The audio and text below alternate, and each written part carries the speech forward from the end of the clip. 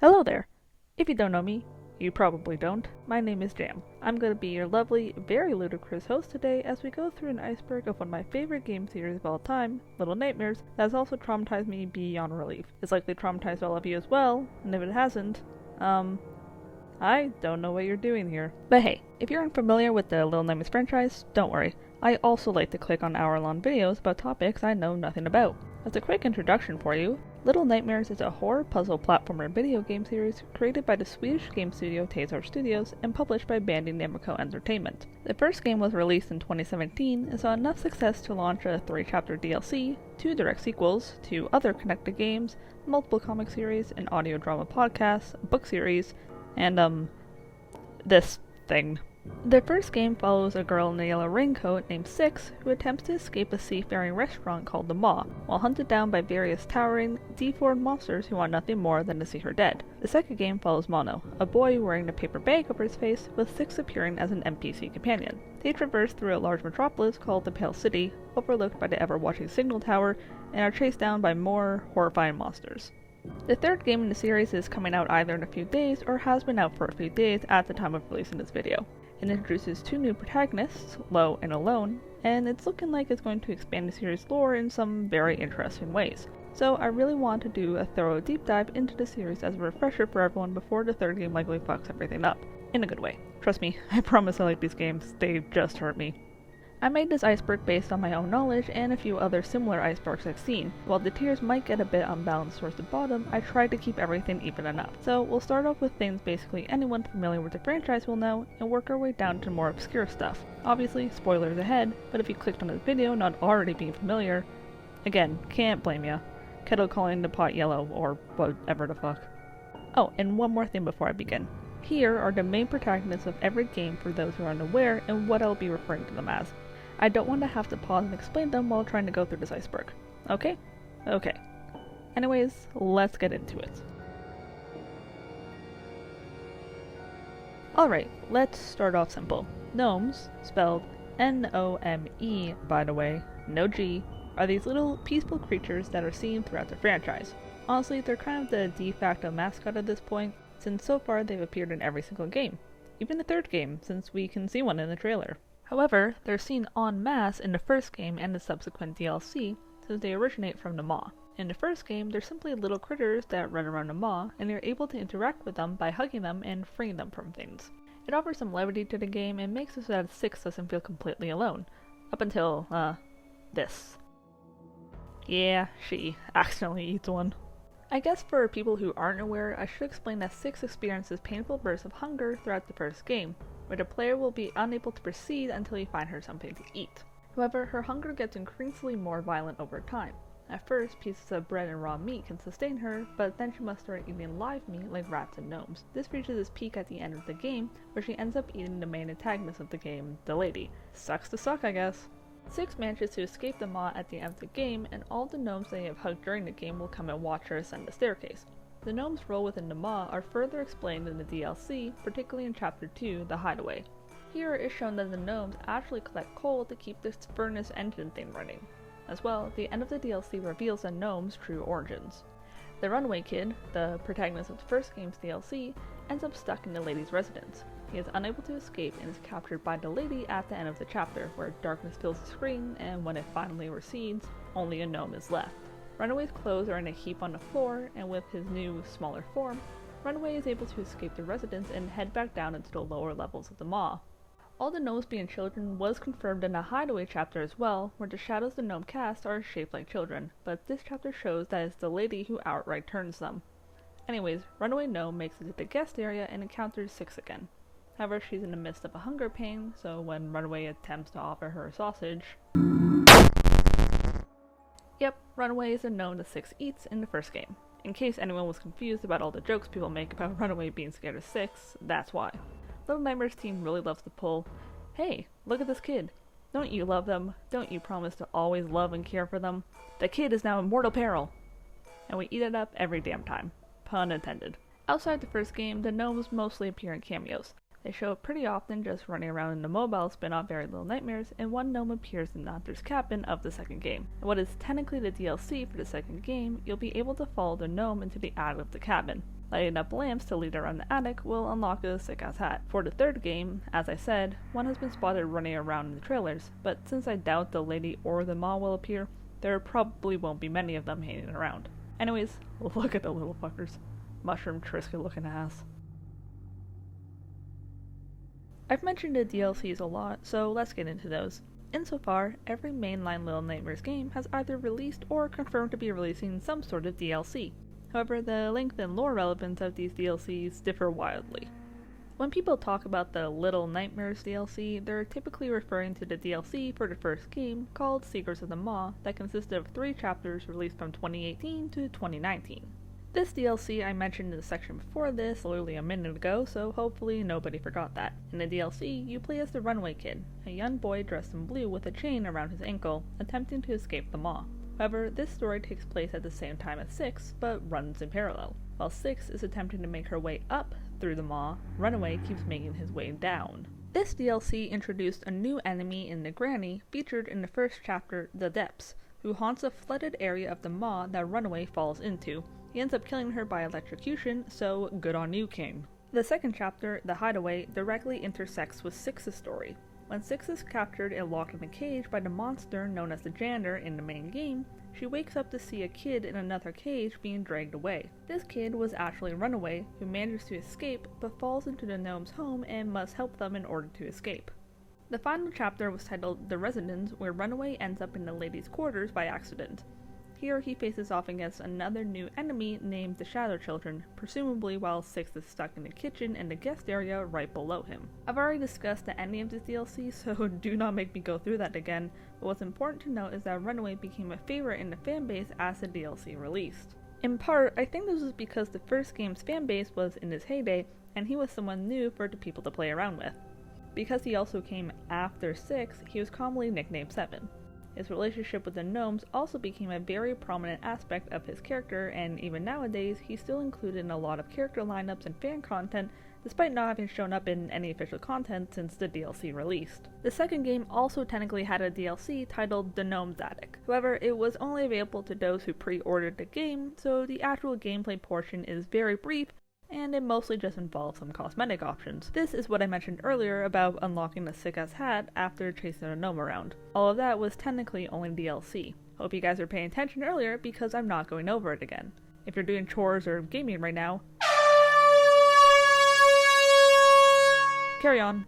In the interim before the third game was announced, a lot of people were clamoring for a longer DLC to the second game, a la Secrets of the Maw. Obviously that never happened, but there was a lot of speculation since it's discovered through mods and debugging that there are 8 chapters on the original chapter selection screen for the second game, instead of the actual 5. Still, this could simply be a leftover from earlier development where they maybe did in fact have 8 main chapters instead of 5, or something else along those lines.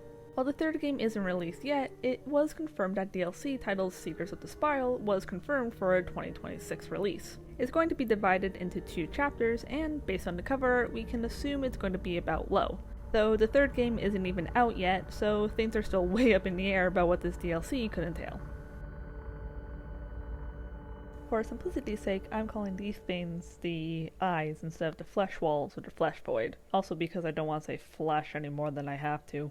So the eyes are an interesting thing in the Little Nightmares verse. On the most basic level, they're an enemy that appears in the final chapter of the second game. 6 is kidnapped to this area called the Signal Tower and transformed into a monster, and Mono must rescue her from the tower. After 6 is freed, a gigantic wall of flesh chases the 2 down in the Signal Tower, leading to 6 abandoning Mono in the tower. Again, if you don't know this, you might want to go read a Wikipedia page or something before we carry on. 6 drops Mono into an abyss within the tower. He lands in this great expanse of just fucking flesh and happens across his chair. The flesh disappears once he sits down, leaving him in a locked blank room. Yada yada yada. Yes, yes, yes. We all know about the time loop.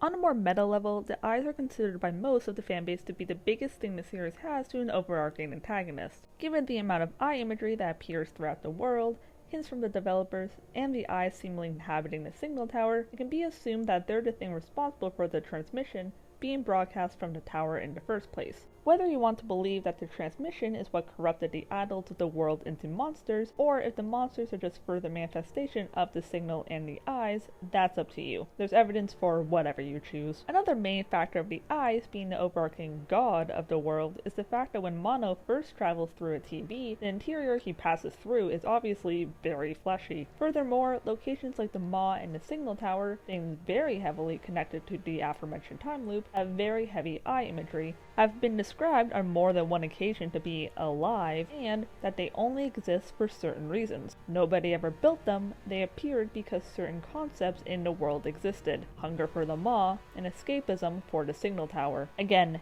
you cannot overstate how much eyes appear in this fucking franchise. Take any screenshot from a game and you're gonna see at least one eye. Plus, ever notice how you never see the eyes of the main protagonist? Makes you think. If I keep talking about this, then the video will be 10 hours long, by the way. Let's keep going.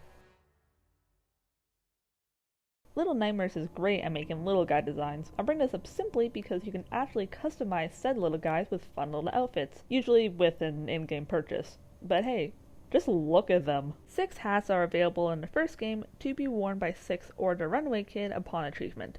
These include a scarecrow sack, an upside-down teacup, a tengu, a fox, and then a rascal, most of which have to be separately purchased except for the rascal, which you get upon breaking 10 lady statues in the game. More on that later.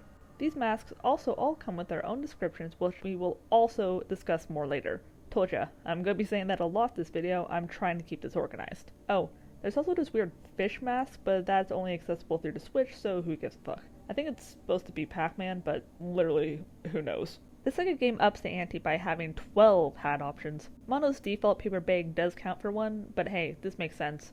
I mean, just look at him. That's a kid that wears hats. These hats include a yellow rain hat that matches Six's coat, a hunter's cap, a teddy bear head, a mailman cap, a mummy mask, a tin can, a Gatsby cap, and a soccer ball. All of these are discoverable in-game. The gnome cap came with purchase of the Gnome's Attic DLC, and you received it upon completing the mini puzzle in that section. The Mokujin mask came if you pre-purchased the game. Completing the game in full grants you the Thin Man hat. There's also 4 known scrapped hats found left over in the game files. One was of a scrapped character meant to simply be an Easter egg to the first game, one was a gas mask, one was a television head, and the last one was... ugh. Glad they cut that one. The third game has also been confirmed to have some customization options, but I won't go too much into those since we don't know if there'll be any in-game collectibles. At the moment, the only ones we know about are the ones confirmed to come with pre-purchasing the game, and mostly resemble enemies from the other games. If Lo ends up getting the option to customize his mask, by the way, I will flip my shit. Let the boy be a plague doctor. Glitch remains are the main lore collectible in the second game. They are glitchy, shadowy figures that resemble kids that meander about but won't do much when you walk up to them. The only behavior they display are small idle actions, like things real kids do when waiting around.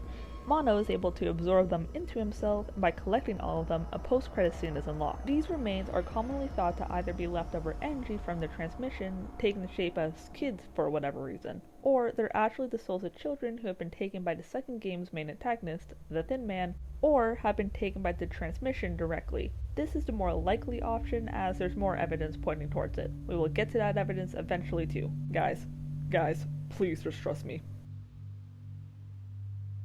The main lore collectible in the first game, which I mentioned earlier. However, there's 2 different facets to the statues that I want to talk about. First are these tiny figurines, which you can find around the Maw, which you're able to smash to unlock achievements, and the rascal hat I mentioned earlier.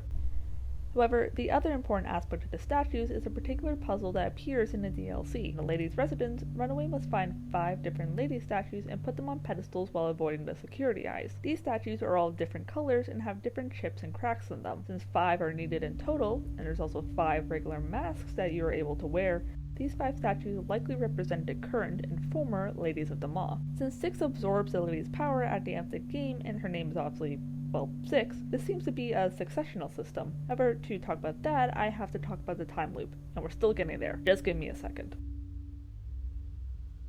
As I'm sure everyone is aware, the Maw is the main location from the first game. It's a huge restaurant floating out on the sea. Yes, it's also alive. The Maw is like a bug to me. Anyways, yeah, it's a restaurant, offering food only to the elites of the world, aka the guests. The whole aesthetic is very close to 1940s and 1950s era Japan architecture. The ship is also commanded by the lady who looks like a Japanese geisha. Unfortunately, the main thing they're serving here is actually children. Stay winning, girl boss. Given the nature of the game, it's never stated outright, but it's very obvious. Children are put into cages and wrapped up to be put on meat hooks. There's a whole kitchen setup where if you get caught by an enemy, there's a chance of you being dropped into a soup or stuffed into a fish or put on a cutting board or put into the oven or put into a meat grinder. Later, being caught by a guest, you will immediately get eaten. Stay winning, girl boss! As well, the main patrons of the Maw, the guests, come on board the Maw very rarely, but about them ever getting off, it's been said that they leave the Maw one way or another. A massive shoe pit can be found in the lower levels of the Maw, alongside a bunch of luggage thrown everywhere. It's pretty safe to assume that the guests don't actually ever leave the Maw. Since the guests don't mind eating live meat, it's pretty reasonable to assume that if a guest drops dead, the others around them could just eat them. Or if a guest dies or is killed in other means, they could very easily be grounded to meat. It's not like we see a lot of large animals in these games after all. And I mean, look how small the kids are compared to the guests. There's definitely not enough kids on board to make a decent meal for everyone. Please do not put me on a watch list for this video. Calling this a theory is a bit disingenuous since it's outright a major plot point of the second game, but I wanted the title to look official. And oh boy. Let's do this as concisely as I am able. At the end of the second game, Mono is able to free Six from her monster form after she is kidnapped to the signal tower and the two attempt to escape together. However, on the final jump, Mono doesn't make it and Six has to catch him. This is the move they've done before, so the player waits and waits for Six to pull him up, but she doesn't. There's a pause, a moment to breathe, then she lets him go. Mono falls. When he lands, it's in an abyss covered in flesh and eyes that track his every move. Exploring reveals an old wooden chair on the top of a hill. When he sits down, the flesh moves around him. Now, it's a room. A pale, blank room. Mono sits in his chair, abandoned by his friend after he risked his life to save her, and he grows up. Now, the Thin Man sits in the chair, the monster that had taken Six in the first place and that Mono killed some time ago. The door to the room shuts, revealing it sits at the end of a long hallway. A hallway that Mono had ran down, that the TVs had been pulling him into the whole time, and a door that he had opened. It makes horrifying sense. The Thin Man and Mono both traveled through screens and weaponized the transmission to fight each other. The Thin Man created Shadow Six, and Mono was able to absorb the glitching remains. Also, their leitmotifs are the same, so Mono's stuck in a time loop. Anyone who finishes the second game knows this, but the reasons for it are unclear. Did Mono ever exist before the Thin Man, or does he exist simply because the Thin Man needs to exist? Why does the Thin Man need to exist? Is it a funnel for the transmission, or does something happen to tie the Thin Man to the signal? How is Six connected to all of this? Is it possible to escape? Nobody knows. And everyone got fucked by this ending. Man, if I had a nickel for every indie horror game which featured two kid protagonists, one of which was the playable character in the first game and now serves as a guiding figure to the other character who's now the only playable character in the sequel, which ended with the first character dropping the second one from a great height to presumably kill them, I'd have two fucking nickels. Why does this keep happening? Shadow Six is the name given to the dark, wispy figure that follows Six around during the first game. It appears whenever Six experiences hunger, including when she eats the lady. This obviously implied that it was connected in some way to her hunger, and perhaps to the lady directly, since her magic and the Shadow Kids seen in her residence later on in the DLC are very similar to Shadow Six in form. The origins of the Shadow, however, ended up getting revealed in the second game. After Six is taken by the Thin Man, the Shadow version of herself is the only thing that remains. It doesn't show up often after this except in two main instances. One is just before Mono goes to fight the Thin Man, where it appears to him on the subway tracks. Not so much watching him directly, but just acting as Six would have done, such as balancing on the beams and waving for him to follow her. The second major instance is in the post-credit scene for the second game, which we will discuss later on. Now, feel free to disregard the rest of this section because these are just my personal thoughts, but I always interpreted the glitch remains and the Shadow Kids to be what constitutes a soul in this universe. The Thin Man and the lady are able to separate these souls from children's bodies, leaving them stuck in new forms, Six as Monster Six, and kids in the Maw as gnomes. Monsters do not have souls, so if a kid is reverted to their original form without their soul, then they become empty like the monsters themselves and must seek out new ways of filling it. This is why Six experiences her hunger. She's lost her soul. Eating regular food doesn't fill it. The only thing that does is eating the lady and taking her magic, since the lady is able to manipulate souls herself. It's not perfect, since it's still not Six's original shadow, but it's enough to cure her of her hunger. Before anyone asks, no, I'm not an Undertale fan. the very, very forgotten game of the series. Very Little Nightmares is a 2D platformer mobile game released in 2019. The protagonist is nameless, but is typically called the girl in the yellow raincoat, or the girl with the red ribbon. Other common names include RCG, Raincoat Girl, or just Rain, the middle of which I will be using. The main setting of this game is a mountaintop mansion called the Nest, inhabited by three main monsters: the Pretender, the Butler, and the Craftsman, alongside a minor encounter with an unseen threat called the Dump Monster. Nobody cares about the Dump Monster. The Nest appears to be a place ruled by the Pretender, who is a monster that appears to actually be a child, or at least looks like one, and possesses the ability to dissipate others with her touch. The Raincoat Girl arrives in the nest after crashing in a hot air balloon and frequently encounters other children as she attempts to escape. One of these kids is a young girl wearing an all-white outfit with short black hair, who helps the Raincoat Girl defeat the Pretender at the end of the game at the cost of the Raincoat Girl and the Pretender falling into the ocean. Neither emerge except for the Raincoat Girl's bright yellow jacket, though the other young girl escapes by floating out to sea on a piece of driftwood. It's intended to be that this little girl is 6 prior to the events of Little Nightmares 2, with her likely drifting out into the wilderness where she's captured by the hunter. Very Little Nightmares is an interesting game in the series. For one, visually and tonally, it's much different, so it usually doesn't get included in a lot of fandom discussions. As well, it introduces a lot of weird concepts, such as monsters like the Pretender, that appear to be children but still hold a lot of power. The new location of the nest is very similar to the Maw, but serves an unknown function,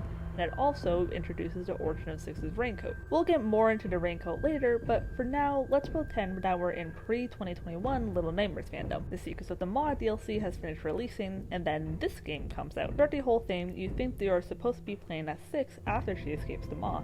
But then, surprise, it's a new character. But it does show how Six got her raincoat. That's cool, right? And look at that, the game ends with her drifting out to sea. That must be how she got to the Maw. Man, wasn't that a nice, sweet little prequel? But wait a minute, the second mainline game is out now. Well, that's definitely Six we come across, but she doesn't have her raincoat. Is this before Very Little Nightmares then? Well, no, because Six finds her raincoat in the Pale City. The cutscene definitely shows that Little Nightmare 1 takes place directly after this game, so is this the same raincoat? And why did the Maw and the Pale City seem so similar in terms of them feeding on their own citizens versus whatever the hell is going on in the nest? How is Six so well traveled? Wait, is this the second time Six has caused someone to fall to their death? Overall, this is a very confusing game lore-wise, and I despise it because of that, but shout out to the Raincoat Girl for being the only protagonist to not kill a bitch. This was outright confirmed by the devs when the second game came out, but is pretty obvious if you've ever played the fucking game. Six finds her raincoat and starts experiencing her hunger in this game, and for those who really need it explained out, the post-credit cutscenes of both the Little Nightmares 1 DLC and the second game itself make it extremely clear. For clarity's sake, and for future reference as we get deeper in this iceberg, the current timeline for the games goes: Very Little Nightmares, the second game, the first game, and its DLC that run in parallel to each other. We don't know where the third game falls in the timeline at this point, but it's also very likely that we might not figure it out, since the only current timeline marker is Six's progression through the world, and I doubt she'll appear in this game. Sorry, kid.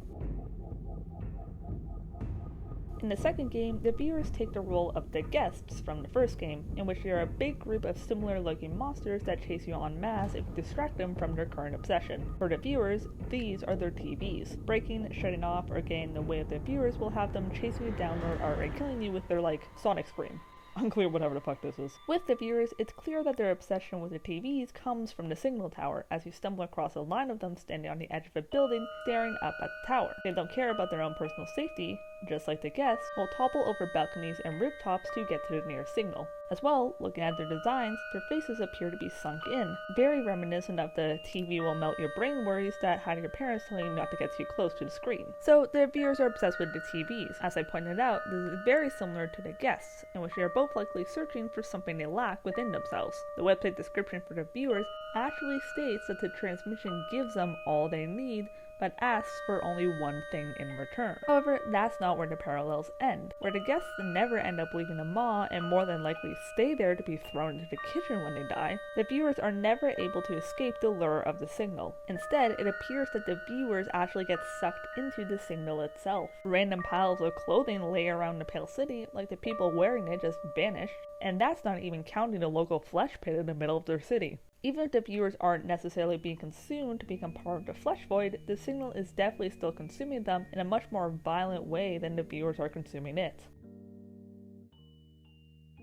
The Little Nightmares team currently operates a Facebook page, an Instagram page, and a Twitter account, where they post the usual promotional stuff. What's fun with the accounts, however, is the character they play and the way they interact with fanbase. From what it seems like, the social media accounts are actually controlled by the eyes, observing the fanbase and drawing them in the same way it does the viewers. That's right, folks, this is all meta commentary. We've also gotten quite a few mini lore tidbits from the social media team. Outside of them outright posting things like character descriptions that reveal some interesting details, through replying to fans, we've gotten a lot of fun facts. I can't state all of them here since a deep dive into the social media is something deserving of its own video, but as we get on to this iceberg, I will point out some interesting ones. Right now, all I'll mention is this one. He is 3 apples tall.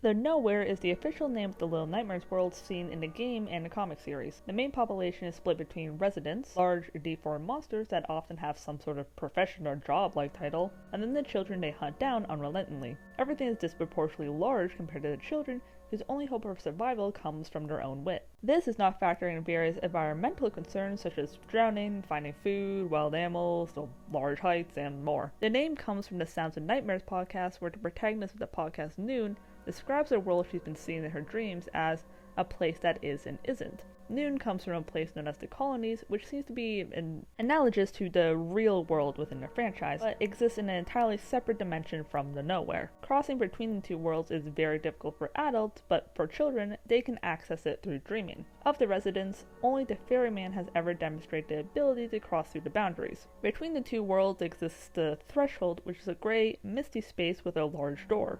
The door is covered in markings of eyes, and once a child walks through the door, they will become lost in the Nowhere forever. The Nowhere actually being named is a very new concept within the fanbase, since, as I said, it was only officially named when the podcast released in 2023. Up until then, there wasn't really any common fan nickname, besides just the Little Nightmares world. This probably just came down to the fact that we also had no indication that there's anything that existed outside of the world, and thus there is no reason to ever give it a name since it never needed a distinction.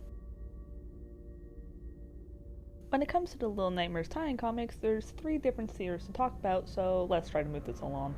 The first comic series was published by Titan Comics from 2017 to 2018, pretty soon after the release of the first game. Six's journey through the Maw is shown in further detail, and the as-of-then undisclosed lore is expanded upon, such as showing the world outside the Maw and introducing a new gang of kids. In this gang of kids there is, and bear with me here, the boy in green, the boy in bandages / the mummy kid, the humpback girl, the girl with long hair, and the refugee boy. None of them have official names, we have to make do. Six stumbles across these kids hiding out in the Maw who tell her their stories about how they got there. In these campfire tales, new monsters were introduced, including the Ferryman, who will be really important later, the Mirror Man, who might be important later, and the North Wind, who has not shown up since it first appeared. Get wrecked. The Ferryman was the monster who kidnapped kids and took them to the Maw. The Mirror Man lived in mirrors, who would have guessed, and would grant a wish for a price, and the North Wind just liked to fuck with people. The comic only had 2 issues before it was cancelled, and we're not entirely sure about the reason, but we can assume it's because the developers were wanting to take the universe in a different direction, since the Secrets of the Maw DLC came out soon after, but we know that Little Nightmares 2 started development around the same time, since it got teased at the end of the DLC. This means the comics are in a weird limbo state of being canon and non-canon at the same time. As I said, they're made pretty early on in the franchise and thus have lots of weird concepts that have been unofficially retconned or have gone unacknowledged. Like the fact that outside the Maw, there were just regular people living their lives, unaware there were monsters or child eating restaurants anywhere. Wild shit. However, the characters from these comics do exist somewhere in the Little Nightmares universe. The Ferryman has become very important to the franchise in later years and definitely does exist in the games as well, since collectibles and paintings can be found of him. As it stands, I'm kind of inclined to believe that the comics are canon up until the point that the campfire kids begin telling their stories. At that point, it's easiest to believe that they're just making shit up for the fun of it. Let the kids make their stories, it's not like they have anything else going for them. Now, the second series of comics. These are a collection of 6 short digital comics, or episodes, published by Plastique? How the fuck do you say that? The episodes were released weekly up until the second game came out in 2021, and once again served to flesh out the world. The first comic follows Six about how she was captured by the Hunter. The second follows a kid nicknamed the Toddler in the wilderness. The third follows a girl nicknamed Spoons Girl, aka Bloody Nose Girl, aka the Girl with Braids. again, none of them have official names, who is trapped in a hospital and tried to carve her way out with spoons before being killed by the doctor. The fourth follows a boy nicknamed the Lollipop Boy, who is trapped in a school, beats and bullies to death with his lollipop before being killed by the teacher. The fifth follows a kid nicknamed the Ghost Kid, living in the Pale City, who accidentally gets between a viewer and its TV. And the last one actually features Mono, who is stuck in a burning building with a whole bunch of other kids. When the flames receded, an unknown monster came and abducted the surviving kids while Mono hid in a broken TV. These comics are 100% canon to the franchise, since the comics featuring Mono 6 line up with how we end up seeing them at the beginning of the game. Plus, there's tons of references to the rest of the kids in the second game. You'll see pictures of them scattered around, certain areas shown in the comics appear in the game themselves, and the oddest, but biggest proof of this, is the fact that fully rendered models can be found of all the comic kids sans the toddler, plus a beta design of 6 and an unknown kid in blue overalls, in the game files. I don't know if this means they're supposed to appear in the game at some point, but it's interesting nonetheless. The last and most recent comic series is set to release in October of 2025, titled The Descent into Nowhere. The plot is split between the Nowhere and the Counties, following two different characters. In the Counties, a detective named Myra attempts to piece together a string of child disappearances. In the Nowhere, a young girl named Hush wakes up in a prison cell and must escape with the help of Mono. The boy is back, but at what cost? Special shoutout also goes to this canceled comic series that was posted by the artist Alberto Pagello on his Instagram. It's since been deleted, but from what we did see, it's very similar to Descent into Nowhere. We don't know much about why it was cancelled, but hopefully there wasn't anything shady going on with it because it looked very cool. Man, I need a coffee after all that. The Ferryman is a monster who, while not having appeared so far in any of the games, is very important to the lore. He was first introduced in the Titan comic series, where he was not an outright violent figure to children. Instead, he kidnapped them and brought them to the Maw. In the comics, it was how 6 ended up there. The Ferryman did on occasion interact with other entities, but his main goal always seemed to be, well, ferrying. His outfit makes it look like he belongs out on the sea, and he is always depicted inside of an old wooden rowboat. After his introduction, various references to him popped up around the game. You can find a collectible of him in Very Little Nightmares and multiple paintings. The third game DLC was confirmed to have a Ferryman cosmetic pack as well, signaling his introduction into the mainline games. However, he didn't make another full appearance until the podcast Sounds of Nightmares released. In the series, the Ferryman appeared to her main protagonist Noon as she dreamed about the Little Nightmares world from the real world. She nicknamed him the Candleman due to his wax-like face, and once again, he was never hostile to her unlike every other monster. Instead, the Ferryman actually spoke to Noon. Further detail will be given in the dedicated section for the podcast, but at the end of the first season, the Ferryman took Noon permanently into the Nowhere. As well, it is implied that she was not the first kid taken from the real world into the Nowhere through these odd dreamlike states. And that every time it was the Ferryman who took them. So, the Ferryman, weird fucking dude. In some ways, he's very simple. He ferries people. If a kid needs to go to the Maw, he brings them there. If a kid needs to be kidnapped from their home and taken to a world of endless torment and death, he kidnaps them. This does make his relation to the greater world very strange, though. He doesn't seem to have a set location like other monsters and can very clearly cross between universes. No other monsters seem to have a problem with this or doesn't have the power to stop him. But he still must have a connection to the eyes since he continues to bring kids around to places that will surely spell their deaths. Second option is that he's just in it for the love of the game, which, sure, get your bag, King. Alright, just give me a second. Fuck! The Sounds of Nightmares is an audio fiction podcast that takes place within the Little Nightmares universe, released in 2023. The first season consisted of 6 episodes, with the second season announced for sometime in the future after the release of the third game. It stars Amy Pershouse and Kessler Lovelace as the two protagonists, a young girl named Noon and her psychiatrist Otto, also known as the Counselor. Noon lives in a place called the Colonies, which was recently ravaged by some sort of water disease that caused people to become sick. Noon suffered from the illness but was able to recover and became a childhood TV star thanks to her miraculous recovery. Ever since, she's been suffering from nightmares, violent, terrifying nightmares that feel just as real to her as her current life. To help combat her nightmare disorder, she begins discussing her dreams with Otto, a psychiatrist at the local children's institute. Otto is a kind man and sympathetic to Noon's plight, but over the course of their sessions, he starts to suspect that Noon isn't just having nightmares her brain conjured up. Instead, when she dreams, she is actually traveling to a different realm, one where children are prey and monsters roam the streets. Otto becomes personally invested in Noon's case, not just for her, but for his older sister Cece, who disappeared when he was a child after suffering from a similar nightmare disorder. As Noon's dreams become more intense, so does Otto, until he is forcing her to continue describing and experiencing her nightmares despite the fear it brings her. This is not helped by the fact that Otto reveals to Noon in a fit of rage that she has a tumor growing in her brain, meaning she was not completely cured of her earlier disease. Finally, Noon meets the Candleman, a monster that has been stalking almost every single one of her dreams. The Candleman offers her a deal to get away from Otto, come with him to a world of terror, just as Cece had done years ago. Noon crosses the threshold into this new world. Otto follows her and begs the Candleman to let him across. But he's told to do so, he must pay a toll, which he does not fucking understand for some reason. Anyways, Noon disappears from her room, leaving Otto alone in his despair over the loss of his sister, up until he takes on a new patient named Ethan, who is demonstrating the same nightmare disorder. So that's a brief overview of the podcast.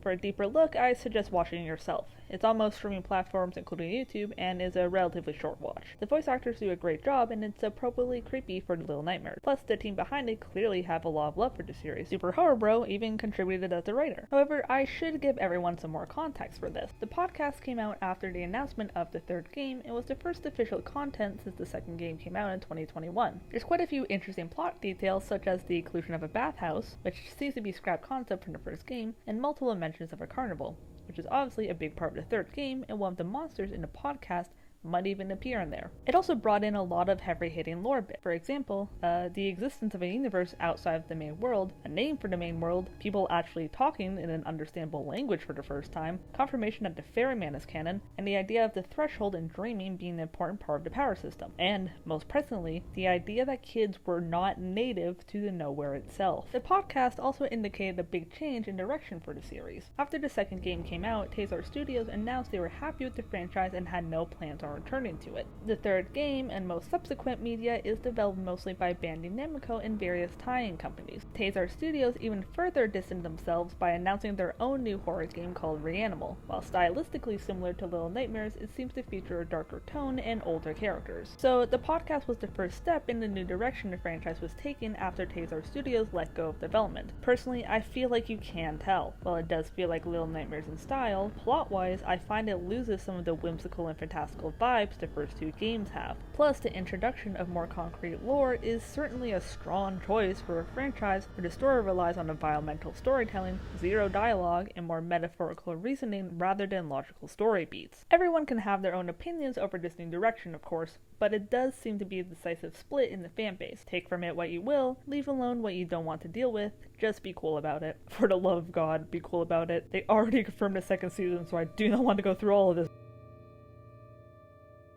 There have been 3 post-credit cutscenes between the various mainline games, and don't worry, none of them introduce Harry Styles. Is that joke even funny anymore? That movie came out like 4 years ago. In the first game, the post-credit scene shows Six, having just escaped the Maw, standing on top of the ship as the sea rocks around her. The sun is starting to shine through the smog-filled sky as a foghorn sounds in the distance, and the scene ends. The Secrets of the Maw DLC post-credit scene served as a teaser for Little Nightmares 2 and showed a TV sitting on a table in a ruined living room, likely the Pale City as it doesn't match the decor of the Maw.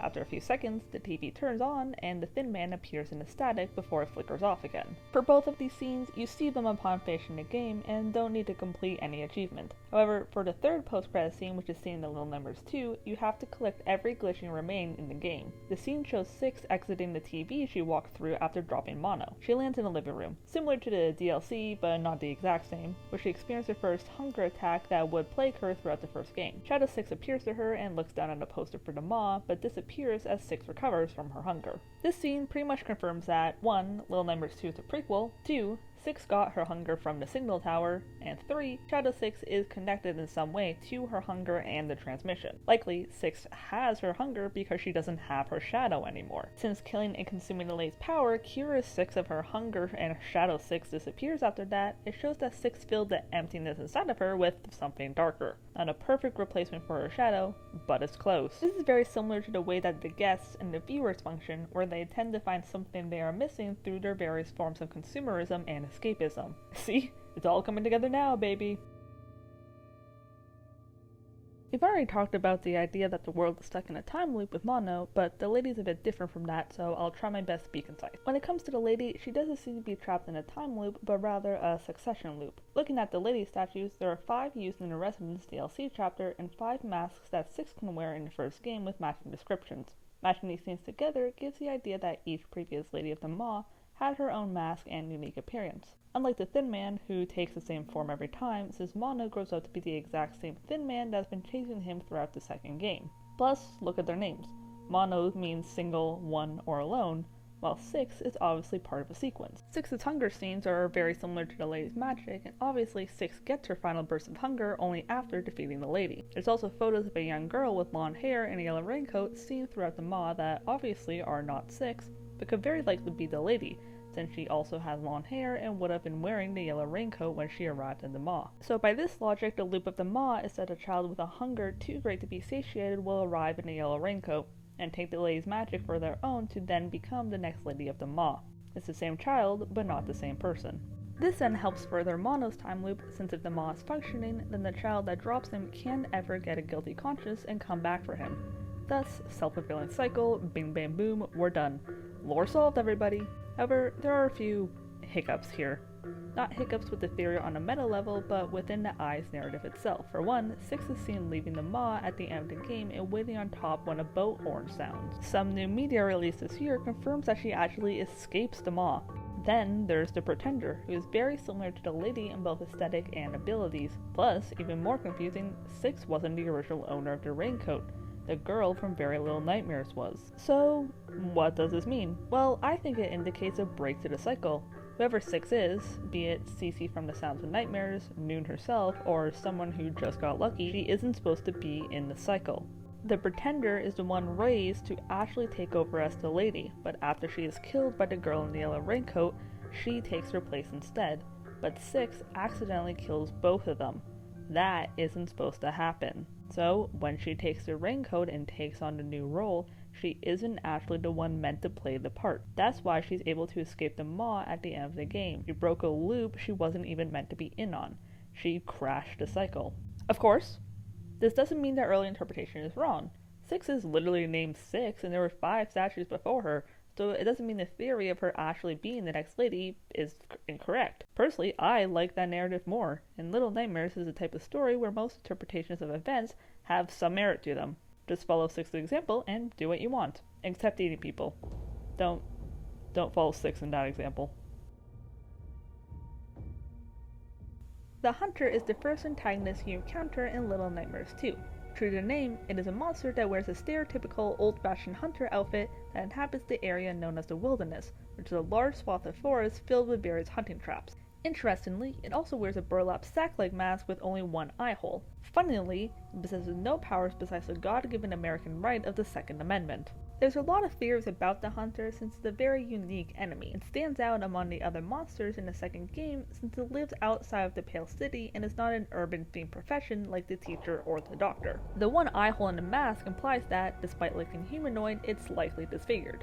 This idea also speaks to another main aspect of the Hunter, which is its taxidermy. While wandering around the Hunter's cabin in the wilderness, you come across a dining room with 3 taxidermy dolls sitting at the table. This table is seemingly set for dinner, and the dolls resemble a 1940s or 1950s era nuclear family. There's also a 4th doll in the attic resembling an old woman sitting in a rocking chair. This one holds a crank in its hand that you have to grab, ripping off its arm in the process. As well, when looking at the Hunter's model, particularly around the shoulder areas, you can see what looks like torn stitching with white stuffing coming out of the tear.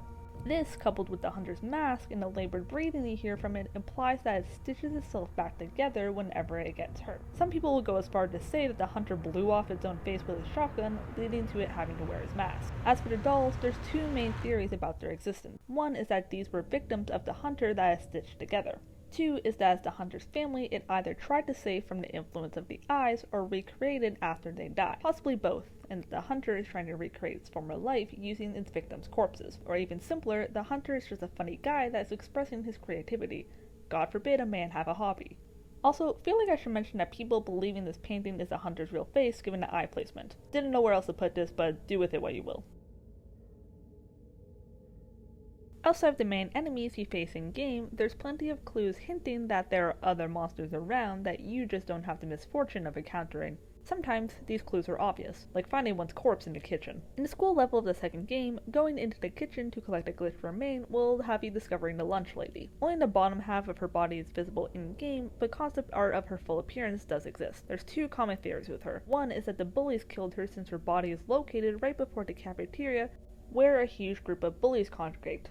2. The glitched remain was the child that killed her, but unfortunately wasn't able to make it out themselves. At the moment, we don't know if the lunch lady was ever planned to be fully implemented, or if she was always supposed to just be a dead body, thus why not much concept art of her can be found. Still, it's a nice world building detail to know that most kids in this world are violent little shits. I suppose this is self-explanatory, but throughout the first game and its DLC, there's plenty of environmental clues indicating that the maw is currently sinking. The depths being the main example of this, since they are literally completely flooded. Plus, it's implied that it's close to the end of the maw's life cycle, so Six taking over would return it to its former life. However, since she leaves at the end of the game, it is possible that the maw may go on to sink. Though this is all speculation. Rip to all the kids still stuck on board if that's true though, y'all are fucked. A common piece of set dressing throughout most settings in the game are these sorts of paintings. Most seem to be in the same general style, which is similar to the style used in the concept art. Some even being ripped straight from the concept art. There's so many of them that this could honestly constitute a video itself, but for the most part, the paintings depict misshaped humanoid figures and a lot of general eye imagery, so you can make your own conclusions. In Very Little Nightmares, a multitude of dolls can be found around the nest. They likely belong to the Pretender since she can be seen playing with them and is very doll-like in her appearance as well. However, because everything has to be absolutely horrifying in these games, it's implied that most, if not all, the dolls that you find in a nest are made out of children. We know this because early on in Very Little Nightmares, you encounter a kid wearing a red scarf and a blue hat who runs away from you. Later on, a doll that looks exactly like that kid can be found. One of the other enemies in the game is also called the Craftsman, so it's like right in the name. Anyways, if you're a kid in this universe, you really should just pray you die of starvation or something, because these deaths are not it, bro. Me and the homies when we get subjected to a fate worse than death. So, here's another confusing bit. The yellow raincoat refers to, obviously, the yellow raincoat seen throughout the series. The earliest appearance is seen in Very Little Nightmares, where it's worn by the raincoat girl. When she dies, it's seen floating out to sea, where it presumably ends up in the Pale City, where Six eventually takes it on. She then continues to wear it throughout the maw and her eventual escape. Not only is it a distinctive piece of the game, it also has symbolic meaning. Yellow raincoats are a staple in horror when it comes to representing the loss of innocence in childhood. Think Georgie from It or Coraline. With the context of Six having got the raincoat from the raincoat girl, it can also represent her acceptance of her place in the world. Six throughout Very Little Nightmares and the early levels of Little Nightmares 2 is much less headstrong. She can still hold her own, but often follows others' examples and requires their help. After donning the raincoat, Six becomes more bold. She will often run in front of Mono instead of following behind him. Plus, Shadow Six and Monster Six both continue to wear the raincoat, though it morphs with them to reflect Six's current physical state. Wearing the raincoat also hides Six's face from the player and presumably Mono, meaning at the end of the game it helps her facade just before she drops him. So that's the short and sweet implications of the raincoat. However, it actually appears in many other instances. For one, there's a painting that appears within the maw of a young girl with long hair wearing the raincoat. This girl also appears in paintings standing beside the lady. We'll get more into this later, but this implies that the lady either had a connection to the original raincoat girl, or that she once wore the raincoat before she grew up into the lady, similar to how Six would have if she had not escaped. Another loop of a child growing up into the thing they despise. The only hiccup with the raincoat is the newer idea introduced in the Sounds of Nightmares.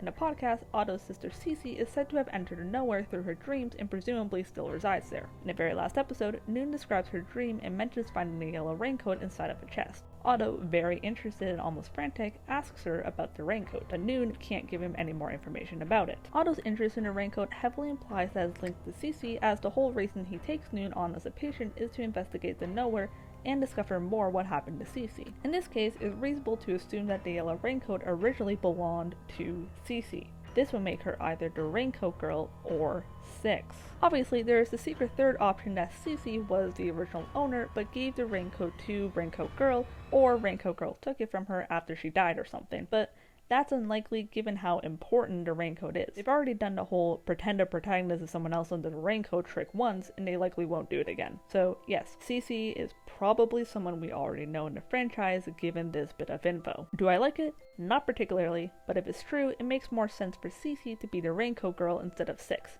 since we already seen in game that the raincoat girl had the coat before Styx ever did. Unless they're planning on doing a retcon and claiming Very Little Nightmares isn't canon, which is bad. I want to stress that I do not want them to do that. But it would be very, very funny if they did. Now, if you want to talk about old theories, this is the main staple. The Veronica song refers to this melody, which is referenced throughout games 1 and 2.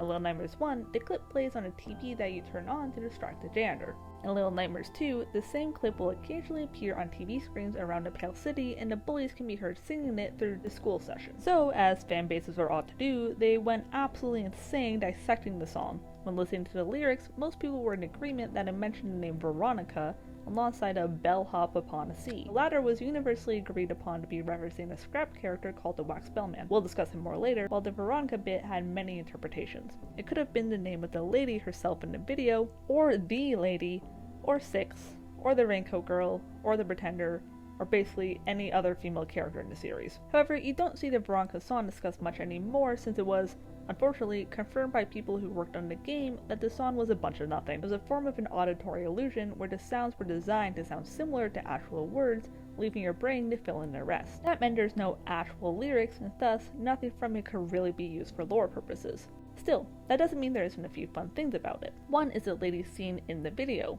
We don't know who she is, but she's notable since she's the first and only real-life person so far to be depicted in the series. Her attire and the set she is also calls to mind the Pale City and the scrapped character known as the Baker. Don't worry, we'll discuss him more later on as well, which could imply this broadcast is meant to come from the Pale City itself. It does show up on those TV screens as well, and since the bullies also know it, that's a high chance. As well, the lyrics might not be real, but the melody is. The melody is based on an old Skippy rhyme circa the 1950s or so. At the moment, this is the only footage I can find of it, but is known as the Down in the Valley, though a lot of different versions exist as is typical with old songs. Down in the valley where the green grass grows, where Minnie she grows like a rose, she grows, she grows, she grows so sweet that she calls for a lover at the end of the street. Sweetheart, sweetheart, will you marry me? Yes, love, at 3:30. Ice cakes, spice cakes, all for tea, and we'll have a wedding at 3:30. Pom, pom, here comes the taxicab, pom, pom, here comes the taxicab, pom, pom, here comes the taxicab, ready for the wedding at 3:30. This does help more firmly place the second game in the 1940s to 1960s time period, so hey, at least the song works as nice set dressing even if you can't use it to theorize anymore. At least we don't have 101 Veronicas running around the fanon anymore. In the second game, when traversing through the Pale City, you have to pass by and solve many puzzles involving TVs. If you pay attention to the TV screens, you can find that most are actually playing footage. For the most part, it's just still images, but the Veronica song footage can actually show up. Audio also plays from the TVs, which range from elevator music, children singing, what sounds like a news broadcast, and more. Most of these tracks are actually compiled together as the song Something on the Air on the official bonus soundtrack for the second game. I would recommend that you go give it a listen because the soundtrack deserves more love. Yes, it gets a lot of love already from the fanbase, but it deserves more. Go listen to Shopping Spasm while walking down the street and just see how fast you go. I promise it's going to strike fear into your heart. This is actually a relatively new concept within fandom linked to the Sounds of Nightmares. When it comes to the various kids seen throughout the franchise, there seems to be a distinction between their origins, mainly if they arrive to the nowhere from a different universe through their dreams, or if they are native to the universe. Whatever native means is up to you, though I doubt anyone here is actually being, born.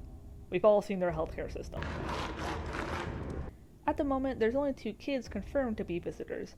Cece, and Noon from the podcast. As for the other side, Mono seems pretty accepted to be native to the nowhere given his whole time loop deal. No other children have been confirmed either which way, and given the nature of the games, it's pretty much impossible to tell unless it gets confirmed by a tie-in piece of media. Since this is a very new idea within the franchise, it's something that's still heavily contested and debated upon. I've already made my thoughts about the podcast clear, so I won't get too much into it, but I prefer the idea that most of the kids are native. At minimum, any kid that expresses some sort of power is likely native to nowhere.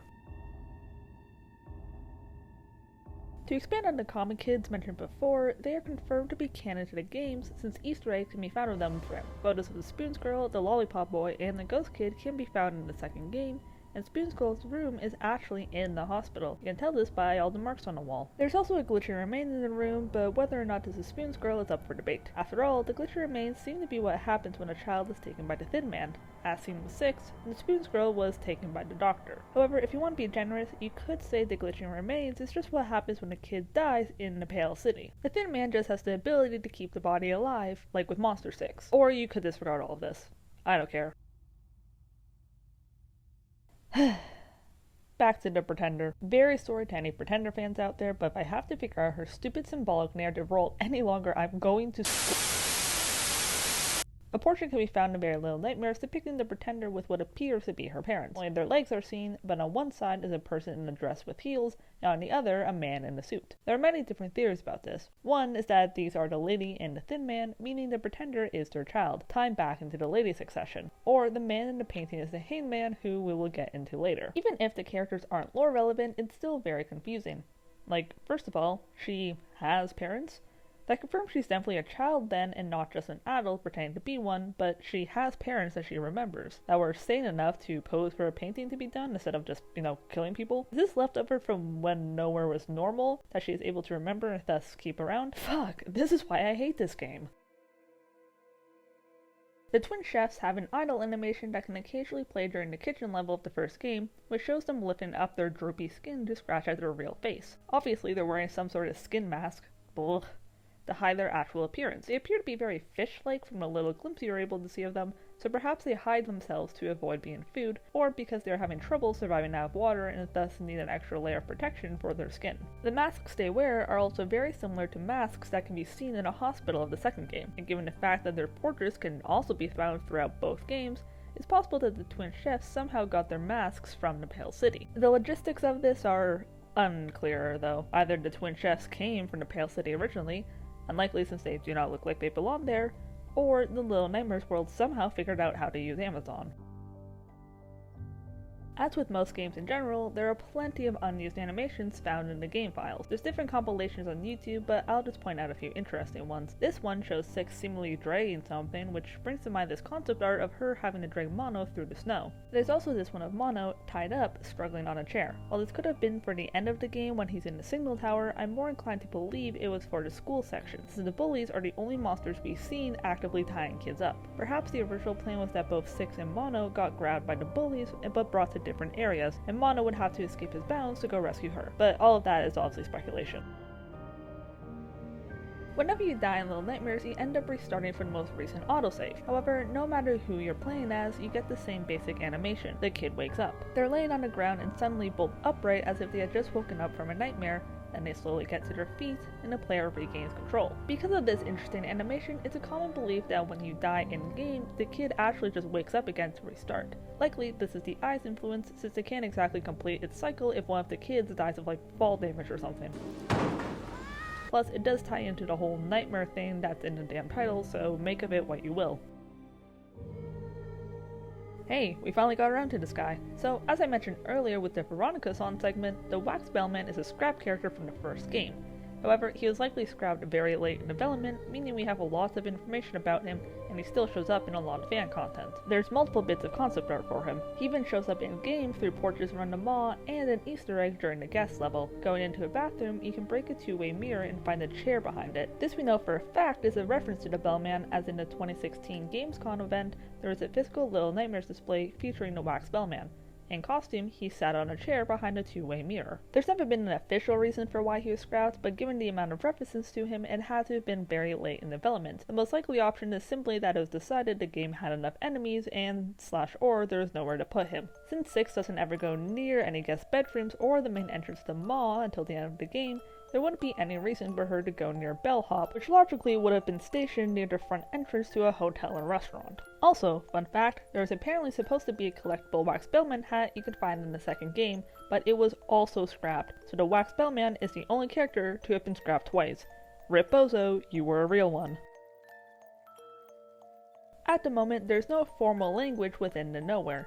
In the games, so far no character has spoken aloud, and while The Sounds of Nightmares was originally written in English, given the strange nature of the Nowhere, we cannot say for certain that Noon was actually speaking or hearing English when she was talking within the Nowhere. She simply could have interpreted her language into something she was able to understand due to the nature of her dreaming. However, a written language can be seen throughout the Pale City in the second game. It appears vaguely East Asian, but at the moment is untranslatable. However, it can be found extensively throughout the city, and the more you look into it, the stranger it is.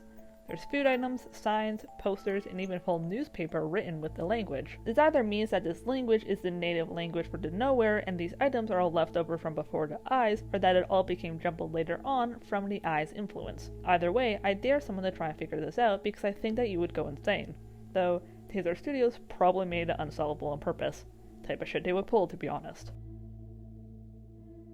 The Ash Room is a room within the lady's residence as seen in the first game's DLC. As described, it is a room with a furnace that is covered in ash, with statues of children made out of ash scattered throughout the room. This could be a metaphor for the gnomes, who as discussed previously manned the entrance for the maw at the cost of being, well, turned into a gnome. However, it could be said that the lady explicitly killed children, her own or those who disturbed her, and that their bodies were disposed of in this room. This is getting a bit too morbid for my tastes, so let's move on. The barber, the baker, aka the cook, and the principal are all scrap characters from the second game. I'm including them together since there's not much about any of them and they all only exist in concept art. The barber would finally wield a large pair of scissors and inhabit a barber shop. The baker would have no head like the early concepts for the viewers and seemingly would appear in a kitchen-like TV set as if it was on a baking show, and the principal would be within an office at the school. While there's no reference to the baker in-game, the barber shop still exists in the Pale City, and the Little Nightmares Twitter account implies that the principal does exist, is just fucking dead. I can't be too upset that any of these characters didn't make it into the game, since I think the enemies we ended up with were way better, but it's still interesting to see how things could have turned out. Through Twitter or website descriptions, it has been said that both the janitor and the granny have non-Maw origins. This leads into the idea that the Maw is intended to be a safe space for the monsters of the world, though once you come on board, you're not able to leave. The janitor was explicitly confirmed to have come from outside the Maw, while the granny was said to be a contractor, whatever the fuck that means. If she sent him an itemized bill every month for the amount of fish she's eaten, don't play with me. An early popular theory within the fandom was that the lady was a mother at some point. This makes sense as the lady has a lot of feminine and maternal imagery around her. For example, her doll collection, her obsession with her appearance, and her voice-based abilities. There's also this painting of the lady with a little girl who has long dark hair and is wearing a raincoat. Obviously, many people thought this girl was 6 since you never see her face in the first game, so it'd be easy to assume she had long hair. 6 killing the lady at the end of the game would then be seen as the child finally escaping free of their abusive parent and /or working as a metaphor for how parenthood sucks ass. While the symbolic meaning still holds up, the practical side of it has been debunked come to the second game. Nowadays, it's typically seen that 6 is the successor to the lady because she has her hunger, not because there's any legit familial connection between them. Monsters also don't seem like they'd be able to have children anyways. Would it be like popping a pimple for them? Another version of this theory is connected to the Ash Room discussed previously. Basically, the lady still had children at some point, just not necessarily 6, and the Ash Room was symbolic of how she killed them in a fire or something. There is an urn located in the room which can support this theory, and it is an interesting interpretation, but at this point in the fandom it's not something to see discussed often. In the Pale City level of the second game, you come across what appears to be the only non-hostile adult monster in the whole world. If Mono is wearing the mailman hat and picks up this package with an eye on it, he can proceed all the way to the end of the hall, not that hall, and offer out the package. A long, spindly hand will then take the package through the slot. The player receives the post-industrial achievement, which has a description of, "You punctuated someone's day. Maybe they'll notice." The model for the hand is a retextured model of Monster 6, so unfortunately this monster has no canon appearance, but it's definitely not a viewer. Honestly, it reminds me of the janitor, which is just another point for the janitor having come from the Pale City. Perhaps, like the janitor, the mail receiver is a monster who didn't want to associate with the eyes, but is unable to leave, so instead it stays in its room, hardly getting any visitors except for the mail. But that's all speculation. A game speculation. You thought I was gonna say it, weren't you? Ha, get fucked. Pretty simple. In the files for the second game, a scrapped model for a moth enemy can be found. I'm assuming they would have been similar to the leeches from the first game, or possibly just set decoration. I literally can't even think of a joke for this, so let's just pretend I said something funny and move on. The Shadow Children, as mentioned previously, are enemies from the first game's DLC that appear in the rest of this chapter. You banish them with your flashlight whenever they get close, which you can tell by their whispering. Much like with the Veronica-san, people believe they could hear them talking, and could even parse out a few interesting dialogue bits.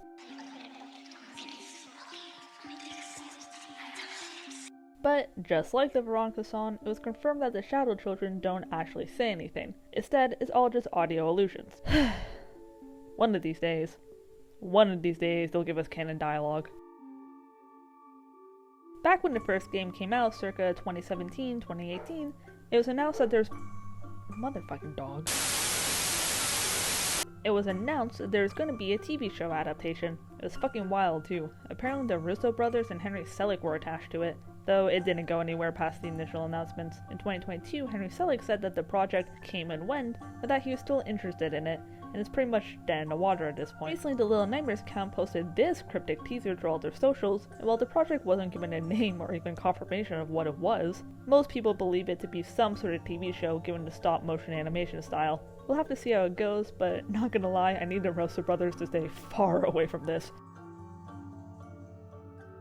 Throughout all games in the series, keen-eyed players can see that the wallpaper texture through various rooms actually have special designs to them. This can be seen a lot clearer in the game files or on the album covers for the official soundtracks. Some of the characters that can be seen within the wallpapers include Six, the Lady, the Leeches, the Gnomes, Mono, and quite a few others. Also, they're just pretty. Man, this game's good at doing visuals. Eyes are obviously a huge symbol within the Nowhere and the franchise as a whole, but there's actually some variety within the games of the eye symbols. There's a typical round eye seen in truck drawings around a Pale City and a nest, then an eye appearing inside a triangle which only ever shows on television screens as far as I can tell. From what it seems like, the round eye symbol is associated with the Lady as it's very similar to the security eyes within the Maw, and it also helps to further the link between the Lady and the Pretender. Meanwhile, the triangle eye symbol is associated with the Thin Man as it appears only on the TVs. Of course, none of this is actually confirmed since the general eye symbology is used throughout every single game. However, it is a nice shorthand if you ever want to distinguish between the different eye-related monsters. While it can't be avoided, there is a secret room within the Pale City that has the picture of a lady in a photo frame, and a lady statue is sitting in the middle of a rug. The room is in better shape than a lot of places in the city, and even seems to have been used recently, since there's mail in the door and slippers next to the couch. Smashing the statue will also get you the unladylike achievement. In general, this room is used as a big piece of evidence for the theory that the lady is not trapped in a loop like the Thin Man is.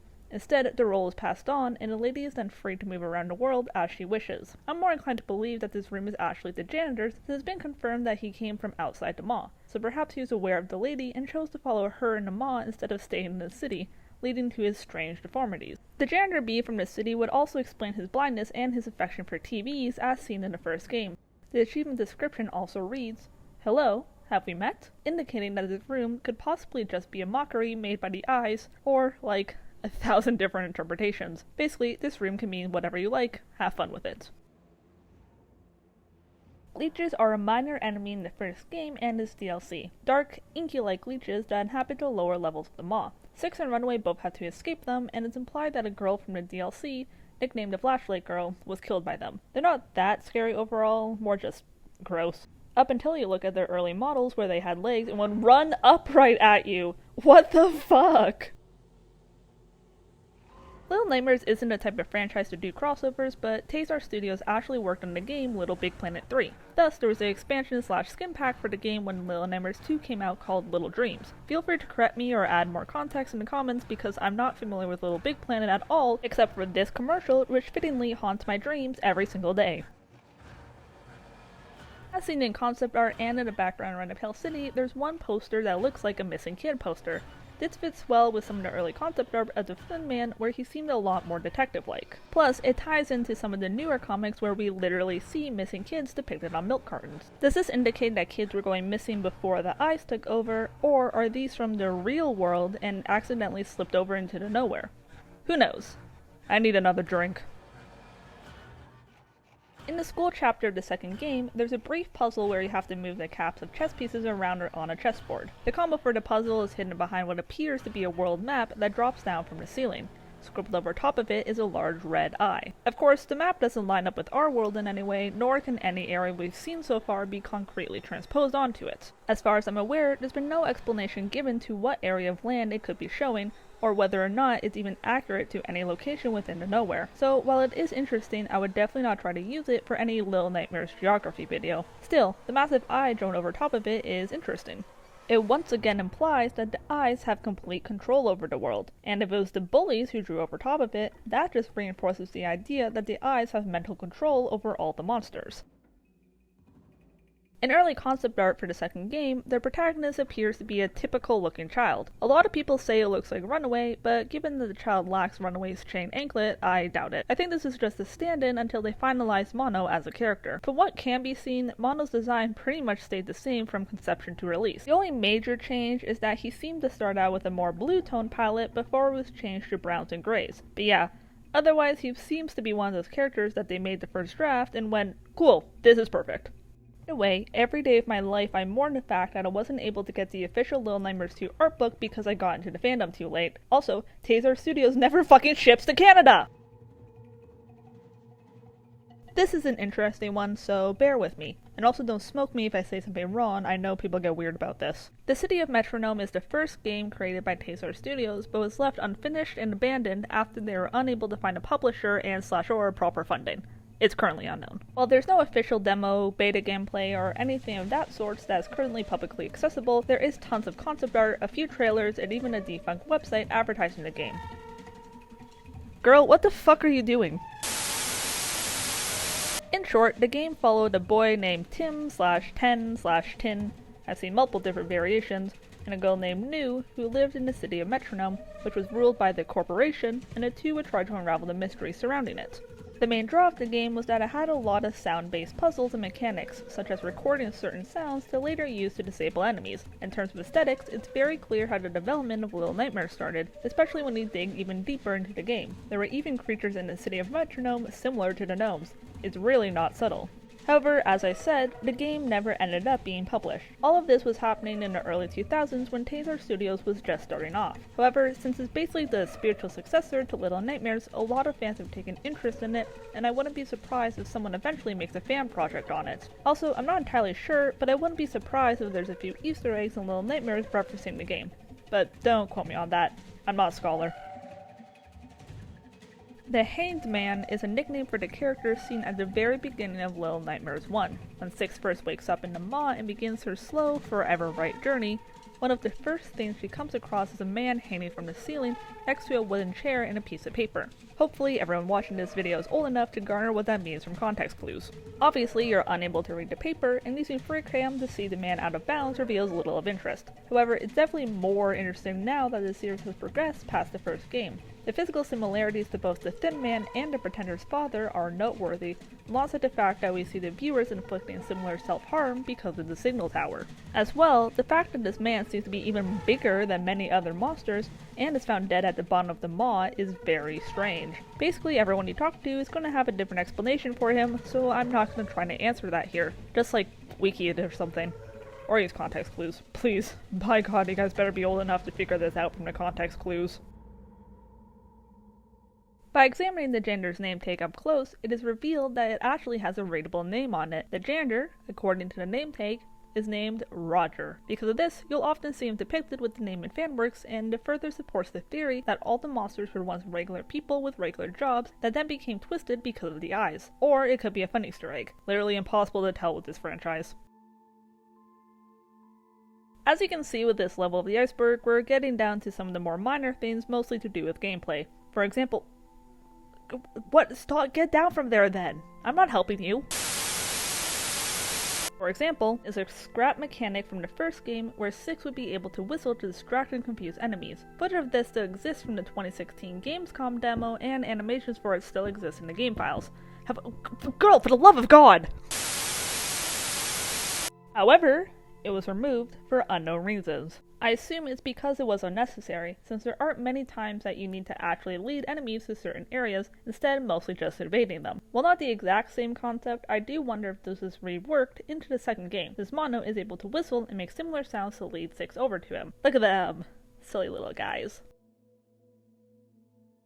As pretty much the overarching protagonist of the early series, 6 has a lot of unused designs that can be found in game files. Some were even modeled into the game and can be found left over in Little Nightmares 2. One depicts her in a usual yellow raincoat but with very long hair similar to the Raincoat Girl, and another has her designs as seen in Very Little Nightmares. However, it's unknown if either of these models were ever intended to be used in-game, or placeholders until final designs were agreed upon, or was simply mistakes left in by the developers. The heading is self-explanatory.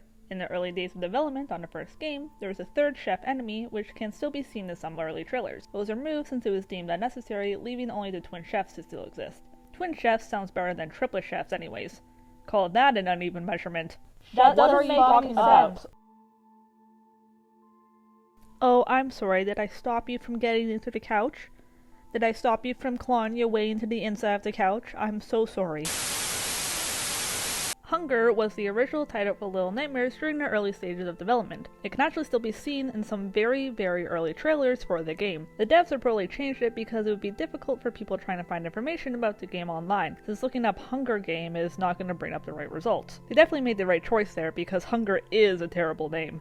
I'm so tired of the trend of giving everything really boring 1 or 2 word names. Where's your pizzazz? Where's your flair? Give me something sustainable to work with here. Stop naming everything like you're using a terrible online creative writing prompt generator.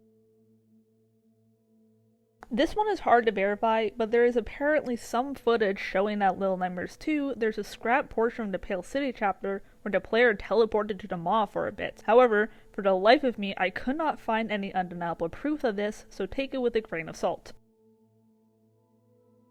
This one I included all the way down here because, as far as I'm aware, the teacher is one of the only enemies included in-game that has early designs that can be found. In an article interview, some of the game developers discussed the teacher's early concepts. In the planning stages, they said they thought about giving her wings because she looked bird-like. However, this was scrapped early on and never actually modeled. There is an early model of the teacher featured within the article itself, though. It isn't much different from her final design, just less wrinkly. It's still interesting to see the development progress, though. Little Nightmares isn't a game which typically releases that information. Thank fuck did they give her wings, though. Can you imagine if any of these bitches could fly? Horrid.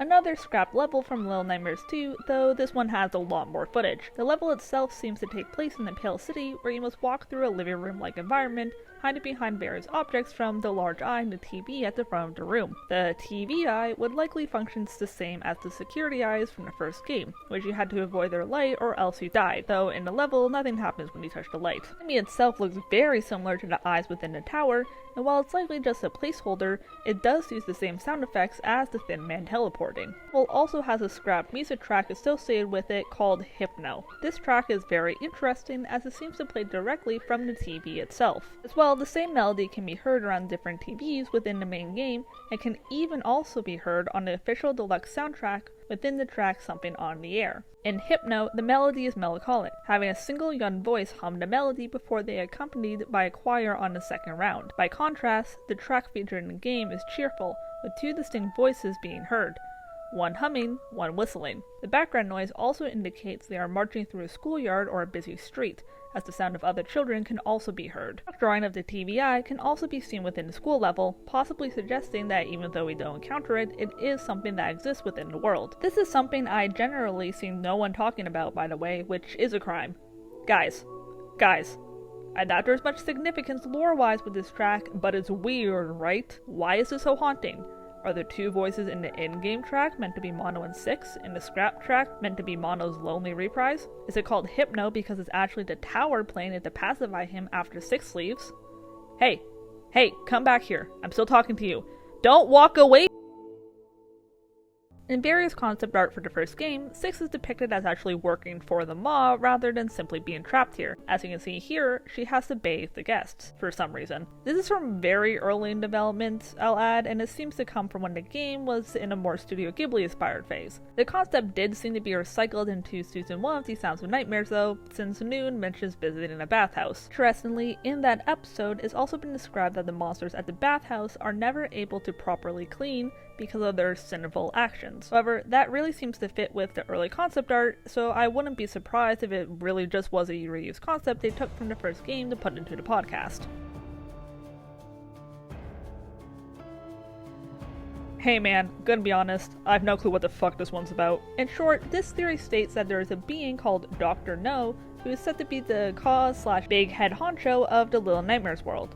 Dr. No is said to be depicted in this picture of a doctor-like character that can be found in the Maw. Also, he is not connected to the Doctor enemy from the second game, since this theory was very popular during the earlier era of the franchise. People put a lot of parallels with a movie called The City of Lost Children, which was a 1995 fantasy movie that served as inspiration for Little Nightmares. Alongside that, there's also apparently connections to another game by Artstudio called Static. Like I said, I don't really understand this one. I'll link some further readings on it below, but no offense, why was this a thing? Within the game files, multiple images can be found featuring a collection of the in-game paintings and concept art alongside some text. The simpler image shows some pictures of the eyes and unknown children, and says, "Why so curious? Stay curious," with a hand-drawn heart. The other image has some of the residents and unnatural-looking children. The text here is the quote, "I'm afraid I can't explain myself, sir, because I am not myself, you see." This is a quote from Alice in Wonderland when Alice first meets the caterpillar. When the caterpillar asks who she is, she replies that she's unsure of how to introduce herself. Just before this, she had been rapidly changing sizes on the account of the strange drink and food she had tried.